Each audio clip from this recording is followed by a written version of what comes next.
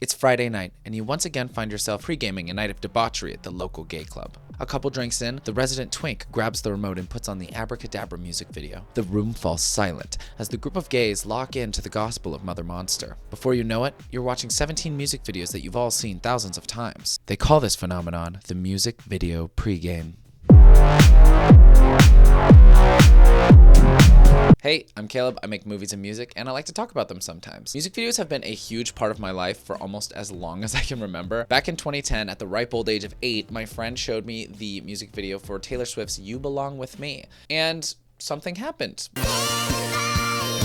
Something shifted. I watched it over and over and over and over and over and at the time, growing up in a hyper-conservative Christian upbringing, I thought it was because there was a satanic curse placed on me. Now I'm realizing it was because I felt represented. That's the words I was looking for. Years later, I realized that was the first time I ever resonated with something on an emotional level, if that makes sense. And I got to thinking recently, why is that? Why do so many gay people love music videos? This kind of came to me when I was sitting on the couch with my friends, who all are gay, as we were watching this incredibly obscure Charlie XCX music video, 5 in the morning. It's 5 in the morning. Everyone knew it. Why? No straight person has heard 5 in the morning. I mean, I'm sure there are some. I haven't run into any of them. Have you? I haven't. And I just got to thinking, why do so many gay people love music videos so much? Why does it play such a big part in our hangouts? And obviously this is a little bit anecdotal, but I did some research and dug deep, and I think I have an answer, and it's kind of a combination of current culture and the amount of representation of queer media that we have, both in film and in music, as well as just general repression of LGBTQ people in general, and how music videos offer an avenue to expression, which might seem like obvious, but I think it's in a incredibly nuanced way. Speaking of there not being enough queer media, we're fundraising for my newest film, The Boy Who Fell from Heaven. It's about a boy who falls in love with an alien boy and then gets ghosted and then has to try and figure out if it was real. So if that sounds interesting to you, there'll be a link to the GoFundMe below to help us make that. We're trying to raise $2,200, so it'd be amazing if you could help out any way you can. But even watching this video all the way to the end will give me a bag, so it'll help us make that. Back to the video. Before we get into this, I am definitely not like the spokesperson for the gay community. I'm just talking about my theory. So the answer to the question of why do gay people love music videos so much kind of starts with pop in general. When you head to the gay bar, who do you hear? Usually it's a combination of people like Lady Gaga, Beyonce, Chappell Roan, sometimes Charlie if you're lucky, and I'm not really talking about the more focused like clubs. I'm more talking about like general gay bars, more mainstream, if you will. 9 times out of 10 they're playing pop music, and 9 times out of 10 it's incredibly popular pop music such as Bad Romance, Telephone, these are both Gaga songs, Pink Pony Club. They're playing the hits. Everybody knows the words. Every single little gay will be singing their heart out in there. They all know the words, every single one of them. So many gay people resonate with it. And obviously, once again, anecdotally, not everyone, but a large portion do. And I think there's honestly no denying that. And I wondered why that is. A large majority of pop music is made by women. A lot of pop music is about romance, whether it's breakups, falling in love, first kiss, all that kind of stuff. Those are huge themes that are present in most pop songs. That's not to say that this is the only thing that pop music is about, but oftentimes it is. I mean, what is the biggest thing in anybody's life? Oftentimes it's romance. It's who you love. I mean, most of the charting songs right now are about romance. Die with a Smile. And oftentimes these women are singing about a man, and these songs chart all over the world and are accessible by most people, and most people interact with them, whether it's on purpose or whether it's by exposure therapy while you're shopping at Target. If you're watching this, I'm pretty sure I do not have to explain to you that in many places growing up gay is really hard. It can be incredibly hard and isolating and feel like there's nowhere to turn and no way to explain yourself, and going through all those feelings, especially at impressionable ages, is really, really tough. Being able to sing along to these songs in a socially acceptable fashion, for a lot of gay people, including myself, that's like your first instance of dipping your toe into acknowledging that you have any sort of romantic feelings towards men. You start associating this music with being yourself, and it almost is like a comfort, and you can do it in an open space. Lots of straight people love pop music as well, but I think it really resonates with specifically young queer people who don't really have a way to express themselves past that, or they haven't figured out how to do it yet, and it almost becomes an avenue of them being able to do it.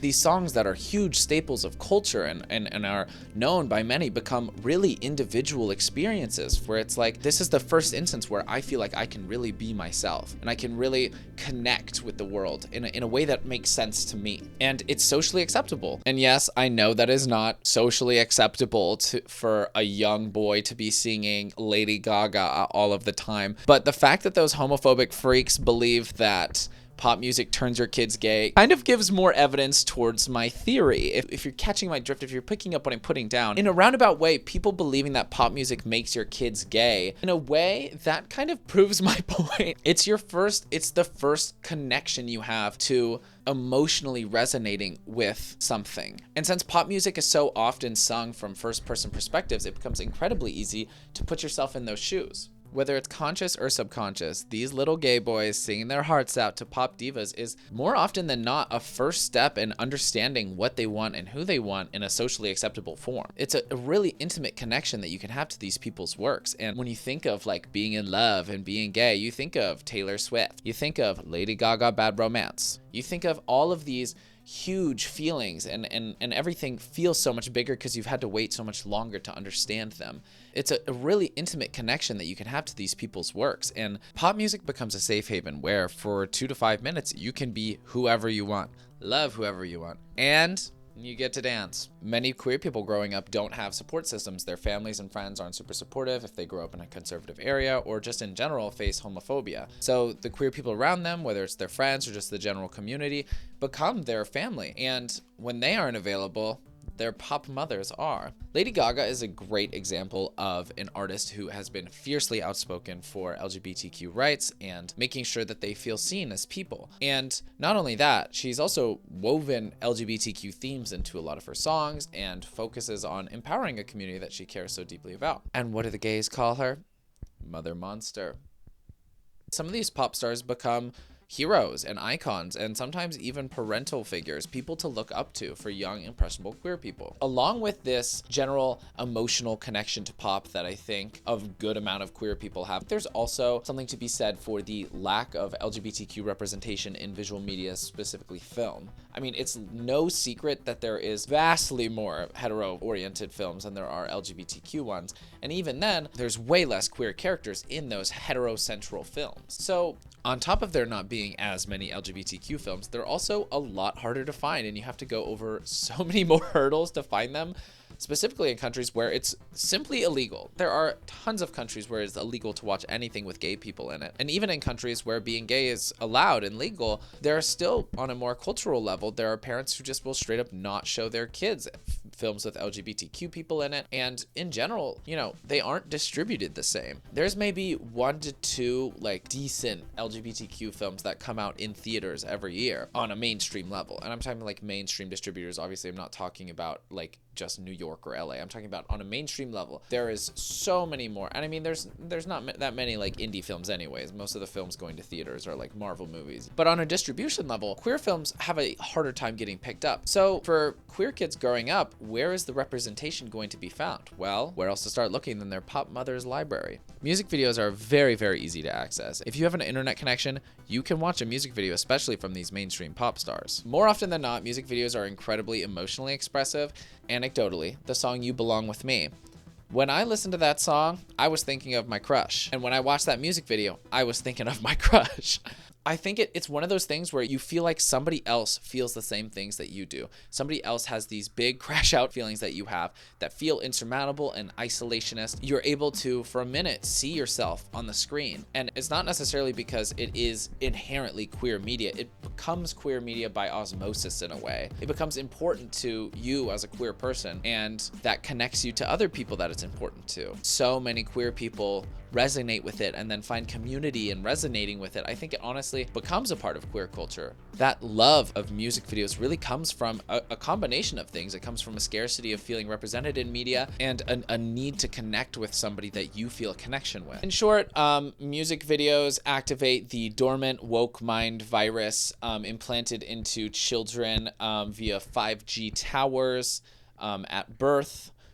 I don't know if all of this made sense, but I think it does. Anyways, if you made it here, you made it to the end of the video. Thank you so much for watching. If you like music videos, you should check out mine. They're gay and freaky.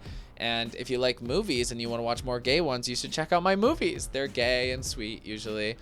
But yeah, thank you so much for watching. Once again, we are trying to raise money for my new film, The Boy Who Fell from Heaven. So if you'd like to donate to that, that would be fantastic. But other than that, I will see you in the next one. Later.